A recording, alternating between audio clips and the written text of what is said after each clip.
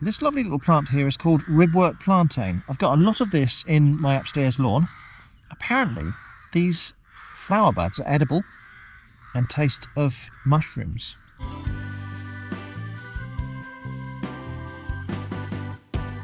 So, recognising Ribwort Plantain, it has long, thin, strap-like leaves with prominent parallel veins.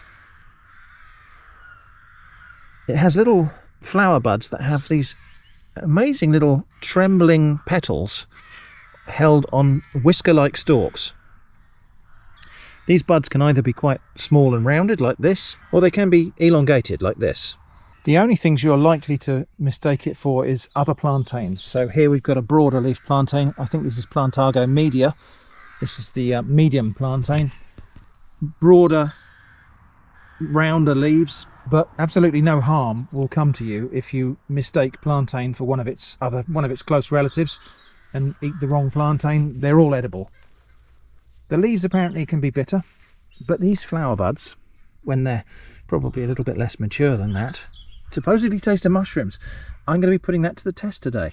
So I mean, the first way to test that is just to pick one and eat that bud right here and now. So let's give that a go. So Ribwort Plantain bud, fresh and raw.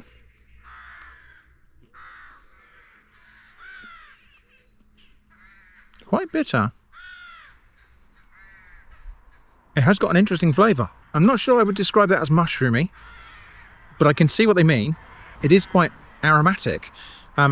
Almost got a little herbal scent to it. Okay, well, we're going to pick some and make some fake mushroom stock.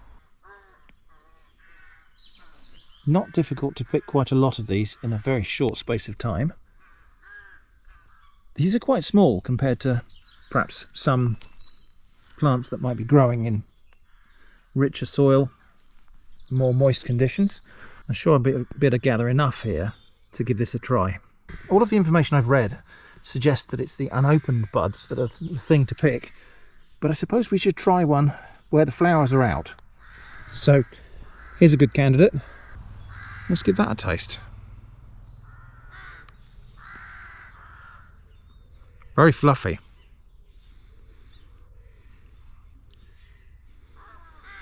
Not very different actually, that's just a bit drier. Not really sure where they're getting mushroom from. It's not mushroom-like, it's quite herbal. At the moment, I'm not finding that tremendously pleasant. It's a little bit on the bitter side, but we'll press on and give it a try. As a non-sufferer of hay fever, I always find that fun when you've got plants which are so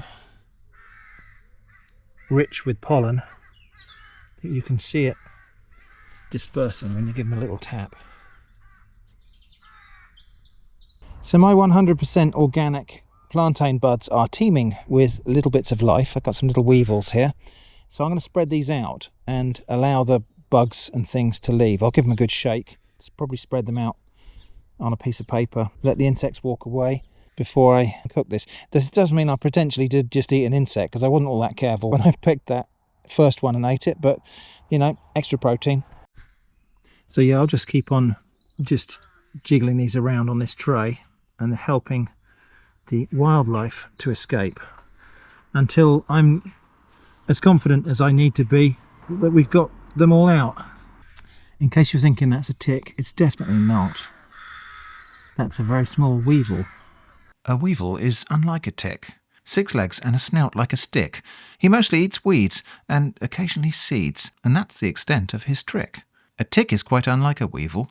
8 legs, and though not truly evil, a bite from a tick, though a tiny pinprick, may result in a healthcare upheaval. Though the two of them both are so small, they have little in common at all. So observe most intently, and the weevil treat gently, and let him continue to crawl. I'm going to make some stock from these Ribwort Plantain buds, and I'm going to be as minimal as possible with this. I mean, I would love to throw a bay leaf in there and some other things, but I want to taste these things in as pure form as possible. So it is just going to be 750 ml of water, my little handful of Ribwort Plantain buds, and a tiny pinch of salt. So I'll bring that to the boil, reduce to a simmer, and then probably simmer it for 10-15 minutes or until I think the flavour has come out. Okay, so we're boiling, so I need to turn that right down now. And it is interesting, we've got some colour definitely coming out of them. It does look like we're making mushroom stock, which is interesting. The smell has still got that kind of, it's almost a resinous herbal aroma to it. Anyway, lid on.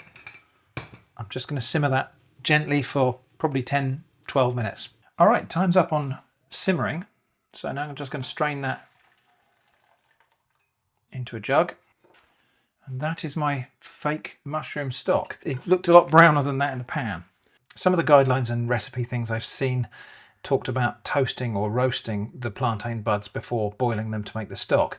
So we may try that variation too, but I'm just going to try this one first. So that's the stock. It does look quite green. I'm going to taste it a little bit now. I don't think that's particularly mushroomy. I'm curious actually also to taste one of these buds now they're cooked. Just tastes like some sort of cooked vegetable now. So the flavour's definitely come out of that.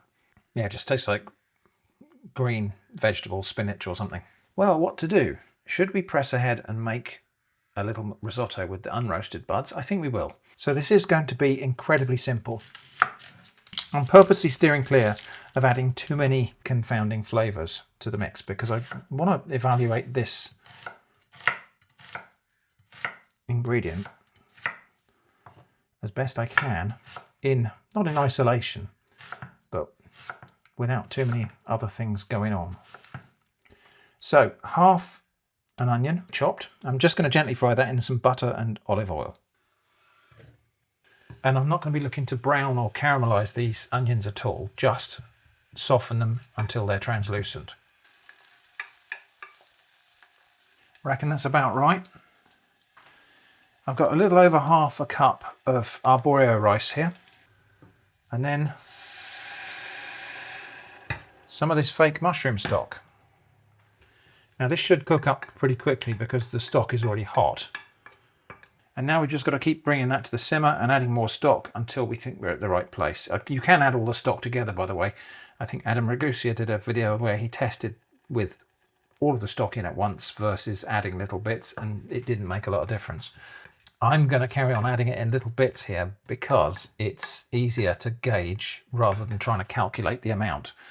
So yeah, I'm just going to gauge when I think the rice is done.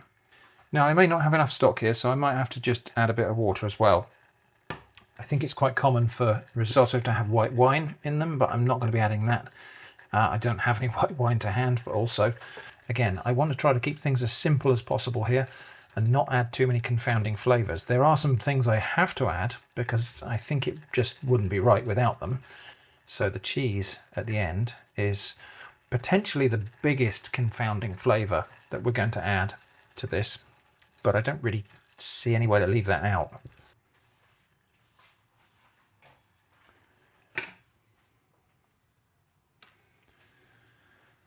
I will just cover it in between stirs to try to minimise losses to evaporation. We've now got all of the stock in there, and I think it is going to need some more liquid, but I'm just going to test that rice. Pull out a grain of rice and chew on it and see how close we are to done. Yeah, definitely need some more liquid. So a little bit more water, and we'll just keep cooking that until the rice, it needs to have a little bit of bite to it, but it's a little bit too much at the moment. So I think we're almost there. The rice has lost its bright white little centres, but it's still got a little bit of bite to it. It's still a tiny bit soupy at the moment, I think maybe, but the rice will continue to absorb moisture. So that's going to come off the heat now. And I've got some Italian hard cheese, Grana Padano. I'll just stir in a bit of that.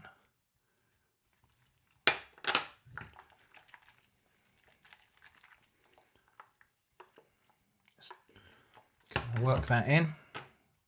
Might as well have it all in there. Okay. Lid on. Just going to let that stand for a few minutes. Okay then, well here we go. I don't know how good of a risotto that looks to you. It looks all right to me.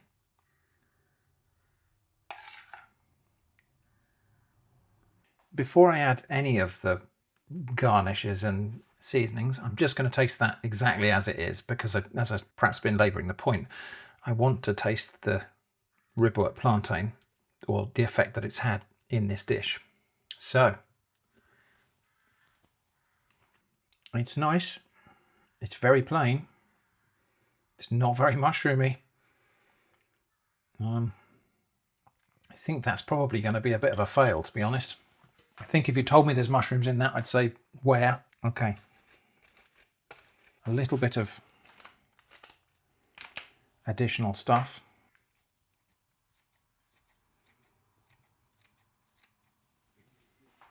I think perhaps a little sprinkle of salt. I did obviously salt the stock, and the cheese is salty, but I think it could do with a little bit more. Let's try that now. No, it's all right. Very gentle flavour. There is a savoury note in there that's, I think, coming from the plantain, but I wouldn't say, I mean, it's maybe ever so slightly has the taste of mushrooms, but it is so faint, I might just be imagining that. The good news is, I suppose, that that bitter flavour has gone. So there is that. So, okay, we're going to try this again tomorrow, and I will try toasting those plantain buds. Okay, back on a subsequent day for part 2 of Will It Mushroom. I've picked another load of plantain buds. Now, my plantain buds here are quite small. Smaller than I've seen them, certainly. I think that's just the growing conditions this year. This time I've picked some in various different stages of maturity, so some with open flowers and some that are yet to open. None that were really dried out and mature. I don't think that's what you meant to pick, as far as all of the guides I've seen. I have already destalked and de-weevilled these. If you're deeply concerned about eating the occasional insect, foraging just might not be for you, but actually they're everywhere. But the process anyway, just to describe that, what I tend to do if I'm trying to remove things like weevils that might be over here, because I had to destalk these anyway, what I'll tend to do is destalk them and make a clean pile over here. So I'm shaking them over here, stacking them up over there, like that. And then when I come to move this pile, I can give it another little shake, and if I see anything crawling there, I know that I haven't finished my cleanup process. Eva, would you be quiet? Anyway, these have all been de-weevilled, and I'm going to toast these in the air fryer, because I have an air fryer now. If I just drop these into the basket, they will go through those little slots in the bottom. So I'll put them in one of these trays. That will somewhat impede the air circulation around them, but I think that might not be a bad thing. I think if they're in the open, they're just going to get blown around too much because they're not very big. Right, so those are going to go in there. Something like that. And I'm going to toast those in the air fryer for 5 or 10 minutes.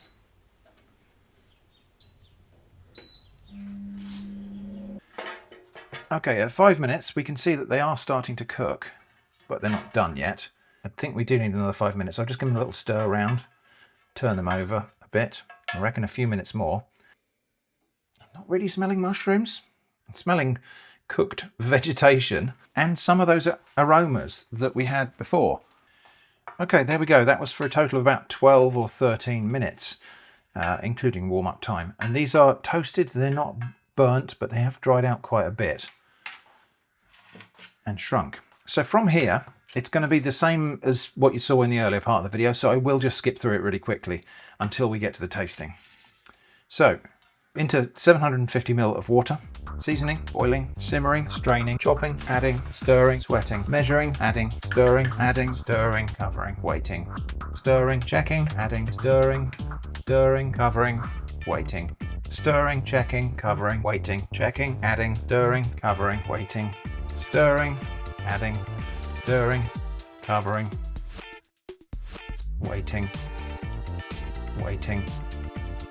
stirring, waiting, checking, stirring, adding, stirring, covering, waiting, stirring, waiting, testing, stirring, waiting, testing, stopping, waiting, grating, adding, stirring, blending, adding, stirring, covering, waiting, serving, seasoning, garnishing, and tasting. So things are different this time. The stock Definitely came out darker this time. Not surprising because we toasted it. Tasting, well, I don't think it smells particularly mushroomy, but let's have a taste. Well, it's got more flavour than yesterday's attempt, certainly. I suppose it's faintly mushroomy. It's mushroom adjacent, really. I'm tasting, yeah, it is, I suppose, slightly mushroomy, but it's not powerfully, deeply mushroomy like it would be if you had porcini in there.